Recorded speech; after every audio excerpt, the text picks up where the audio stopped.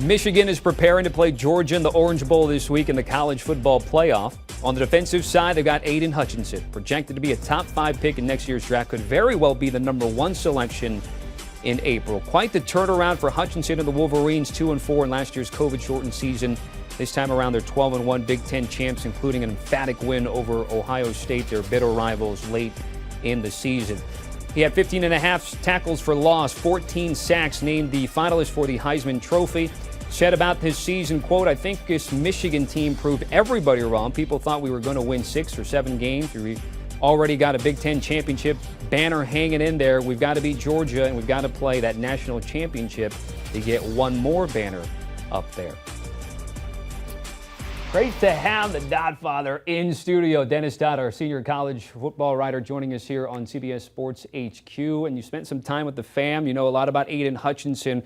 What more can you tell us about his transformation, how he got here? Well, a playmaker's playmaker. Was 6'1", 155 in high school, had taken up competitive dance.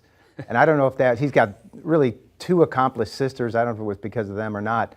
And got made fun of, got bullied.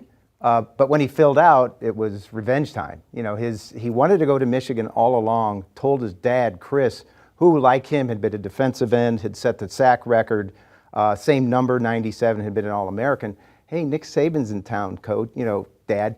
And his dad said, "You've committed to Michigan, you're not going to talk to Alabama." And that was that.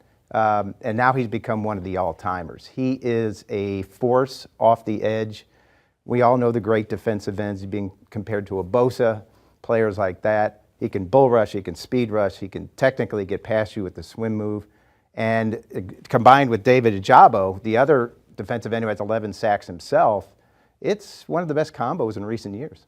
I want to ask a little bit more about Ojabo because you need another player there, so you're not getting double teamed, so you're able to do your job out there. And Ojabo seems like he was the perfect complement. Yeah, I asked him this week about, are you getting less doubles? Are you getting more? I assume Aidan gets most of the doubles. He said, "I don't get caught up in that, I just play."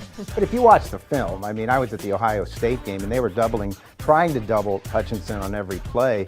That frees up Ojabo. Think about that in college football or in pro football. When you have 2 guys off the edge that are that dangerous, that kind of discombobulates the whole offense because you got to account for them first. Now, obviously, Georgia's a very good team, but they are going to have to be accounted for first by that Georgia offensive line.